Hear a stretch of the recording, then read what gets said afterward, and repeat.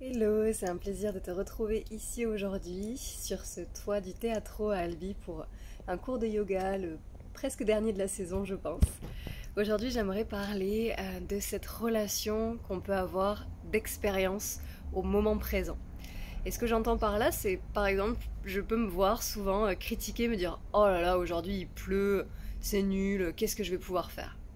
Et petit à petit, je me dis, bah ouais, il y a une partie de moi qui est en colère, qui est frustrée peut-être de ne pas pouvoir aller jardiner, gambader en nature ou tout simplement m'asseoir et prendre le soleil. Donc il y a une forme de deuil en quelque sorte de ce qui n'est pas là et ce que j'aimerais qu'il soit là. Et en même temps, bah, il y a une autre part qui se dit, grâce au yoga, grâce à la somatic experiencing, qui se dit, mais est-ce que je peux vivre ça comme une expérience, comme si je découvrais la pluie pour la première fois, ou comme si à chaque fois que je la découvrais, c'était la première fois. Et de me dire, bah tiens, qu'est-ce que ça fait quand il pleut en fait? Et de vraiment porter attention au son, peut-être les gouttes qui tombent sur les feuilles des arbres ou sur le sol, peut-être l'odeur, le mouvement des nuages s'il y en a, ou essayer de capter la pluie quand elle tombe. Essayer de la ressentir en fait. Est-ce que d'un coup il y a de la fraîcheur? C'est quoi mon expérience de la pluie? Ça c'est d'un point de vue extérieur, environnemental.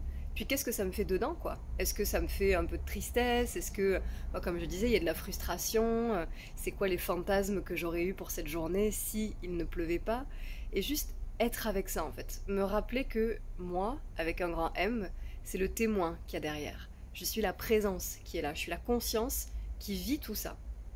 Et petit à petit, j'arrive à, je sais pas, comme pas voir la vie comme un jeu, mais un peu comme ça, en fait, comme une présence expérientielle, là, quelque chose qui se vit, qui regarde et qui goûte à ce qui est, plutôt que d'y résister, en fait.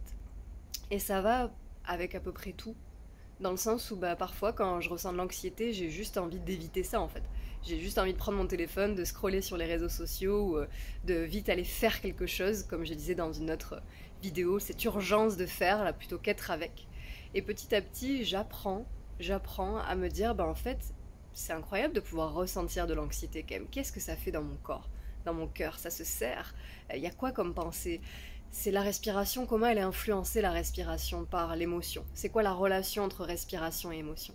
Et comme si progressivement je renforçais mon muscle de l'espace, de la spaciosité, pour avoir davantage de place disponible pour être avec l'émotion ou avec la réalité telle qu'elle est, même quand c'est pénible. Et ça peut passer par une rupture amicale, amoureuse, par un changement de travail, par un inconfort en fait. Quelle que soit la chose la difficile qui se présente à soi, bah, est-ce qu'on peut le transformer comme une exploration de l'expérience, là, du ressenti, du vécu somatique, corporel, émotionnel, comment ça nous influence en fait au quotidien?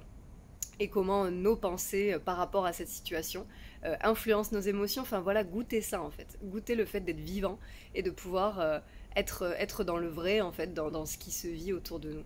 Et se rappeler que c'est quand même un sacré cadeau en fait de pouvoir faire l'expérience de tout ça. Même quand on a l'impression que c'est au contraire plutôt un poison et quelque chose dont on a hâte de se débarrasser. Voilà, revenir à cette idée que est-ce que je peux jouer avec ça, je peux goûter à ça, je peux regarder ce qui se passe. Et ça va aussi pour le joyeux, d'accord? Il n'y a pas que l'inconfortable qu'on peut ressentir. Au contraire, ah ben là je suis ultra enthousiaste, ça fait quoi d'être ultra enthousiaste en fait? Ça fait quoi de sentir la joie et de sentir que là je suis fière de moi? Est-ce qu'il y a des pensées qui me disent oh là là tu te la pètes, comment ça t'es fière de toi? Bon, pourquoi pas? Est-ce qu'il y a la peur de se relâcher sur ses lauriers, de me dire ah ouais mais si je suis fière de moi je vais jamais continuer à construire des projets? Ou est-ce que j'arrive à me dire ah ben là je prends un petit bout du gâteau là de la joie et de me dire oh cool en ce moment ben, je me sens bien et c'est chouette et c'est doux pour moi. Et parfois il y a les deux. Parfois il y a des moments de transition où il y a des choses super difficiles, terribles dans la vie. Et parfois en même temps des choses plutôt douces, plutôt joyeuses, comme on peut naviguer, faire des allers-retours entre les deux. Mais pour ça, c'est toujours cette conscience de se dire je suis à l'arrière-plan. Je suis, en fait, en essence. C'est ce que le yoga nous apprend. Je suis moi, j'existe. Et je perçois, je ressens, je fais l'expérience de la pluie, de l'environnement, d'un conflit, de mouvements à l'extérieur, ou au contraire d'un calme, d'un silence, ou de mouvements intérieurs, ou au contraire d'une paix, d'une tranquillité. Donc c'est l'invitation de cette semaine d'orienter finalement notre regard sur il y aura des jugements, mais est-ce que je peux aussi faire l'expérience du jugement de me dire oh fait chier il pleut. Bon, le voir en fait. Comme cultiver cette conscience de ce qu'on vit et de ces modes automatiques, de ces pensées automatiques et habituelles et qui sortent sans même qu'on s'en rende compte en fait. Et de développer, d'aiguiser cette conscience de nous finalement, de ce que nous sommes, de qui nous sommes et de notre relation à nous et au monde. Et j'ai croyance que c'est ça le yoga. En tout cas, c'est ce que j'en comprends. C'est d'être avec ce qui est et avec la conscience de ce qui est. Merci à toi, je suis ravie de repartager de nouveau et j'ai hâte de voir ce que ça fait écho pour vous, si ça résonne. Toujours l'invitation de le laisser en commentaire ou même de m'écrire des emails aussi ou sur les réseaux sociaux. Bonne semaine et à bientôt.